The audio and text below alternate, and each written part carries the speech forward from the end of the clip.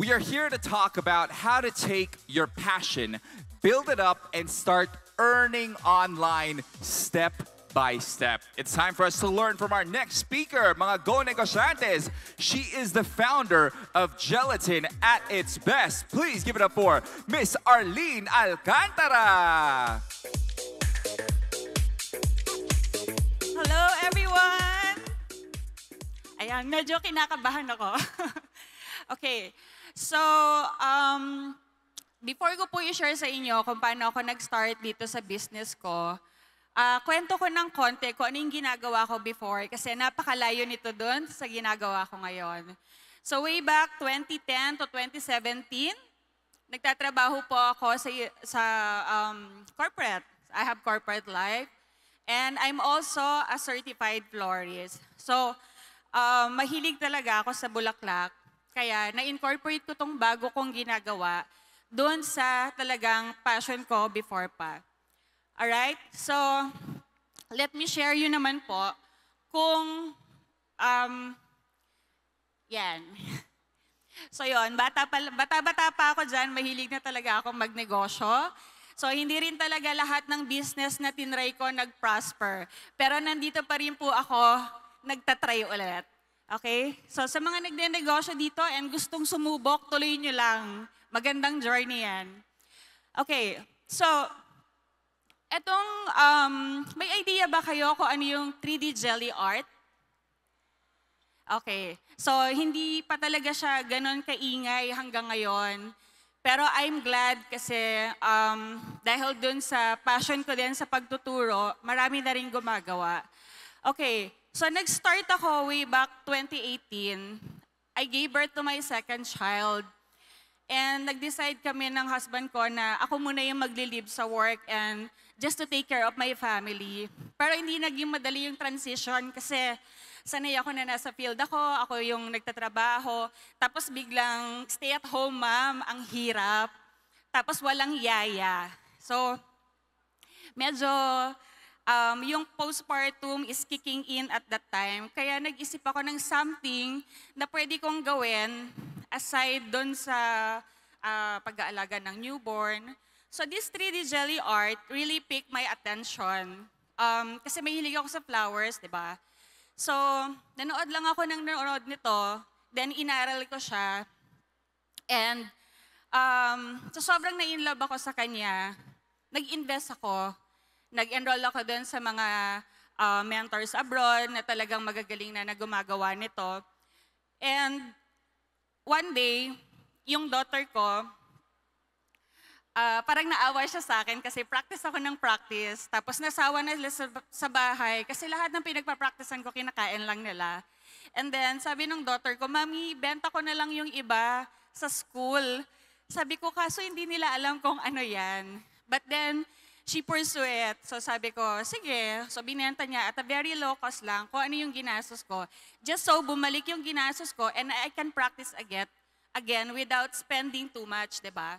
So, ang galing. Bata pa lang yung anak ko, business-minded na siya noon. And, yun. Simula noon, nakatanggap kami ng mga inquiries na gusto nilang mag-order ng cake and kung magkano yung cake. So, at first, medyo kinakabahan ako kasi wala siyang plan kami na maging business to dahil I still have my corporate life na babalikan after ko makarecover sa sa maternity leave ko. Kaso parang eto talaga yung naging calling ni Lord sa akin. Kasi talagang lagi niya akong pinupush dito. So ang galing, no? Kasi sa dami ng natry kong business, eto yung naging niche ko talaga. And then, so slowly we accept orders na hindi rin naging madali etong journey ko sa 3D Jelly Cake. Kasi ang hirap niyang ipakilala sa market. Lalo na it's a food business. So, tayo mga Pilipino, ang hirap nating i-please when it comes to food, di ba? Kasi hilig nating kumain. Tapos ito, ang lagi ko nakukuhang comment, ano yan, nakakain ba yan? Para kasing pang display lang, kasi ang ganda. And yes, para talaga siyang resin na display with flowers. So, ako naman, dahil ito na yung naging passion ko, for the past 7 years, ito na po yung ginagawa ko. Nilaban ko to sa ibang cakes, sa mga traditional cakes na nasa market. Pinaglaban ko siya kasi mahal ko yung ginagawa ko.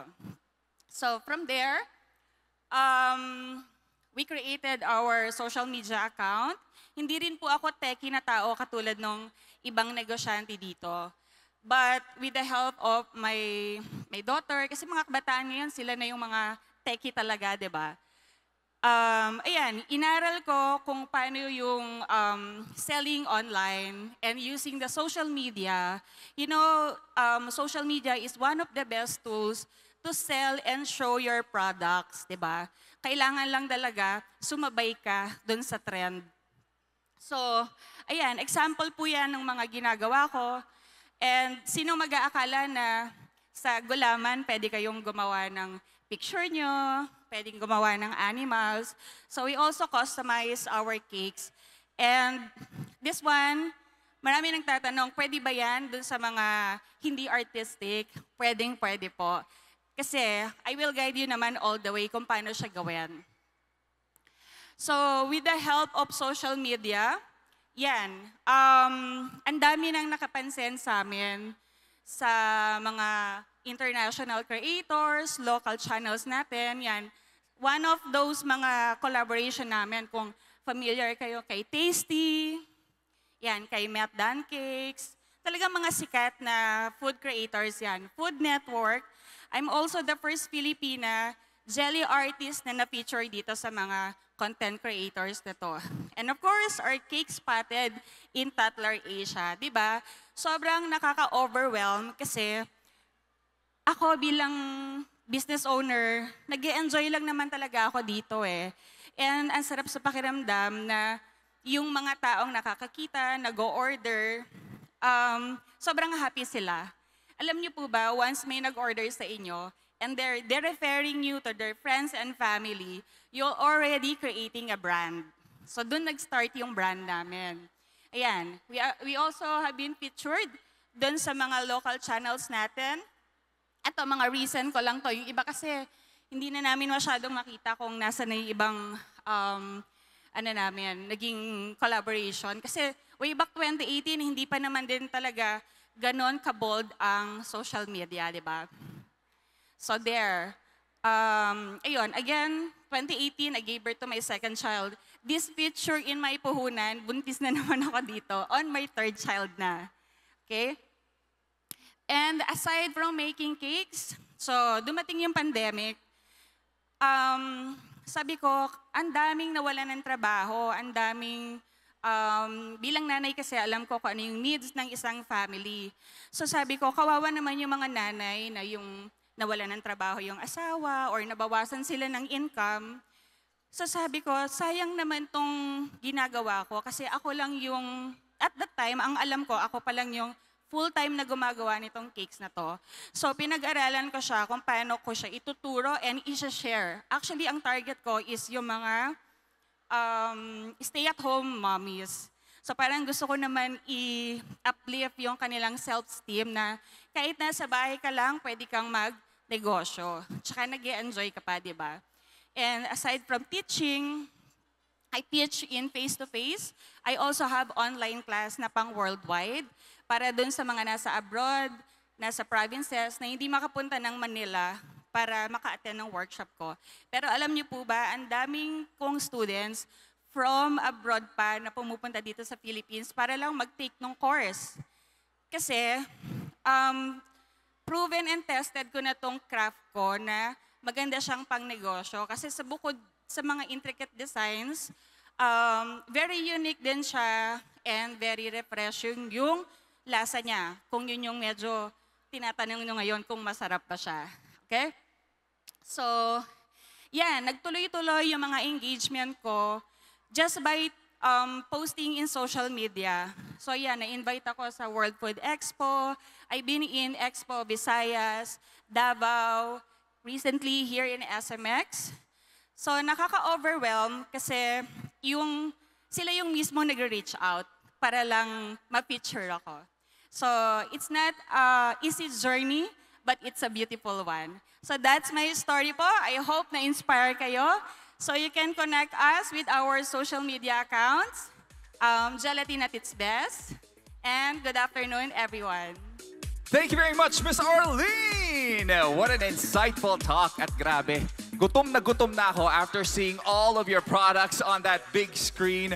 Thank you so much again for your time. Nabanggit niyo po kanina no, na sobrang importante ang social media pagdating sa pagbebenta ng products niyo. Ang tanong ko sa inyo, paano po ba ma-differentiate ang post na nagva-viral at maraming natutuwa at post na nagva-viral at maraming nabebenta? Kasi malaking malaking distinction yun. May mga post na maraming likes pero hindi porket maraming likes, maraming comments, marami ring products na nabebenta, di ba? Ano po yung masasabi niyo doon? Meron po ba kayong way of formulating a post para mas ma-encourage ang mga taong bumili imbis na tumawa lang, mag-like lang?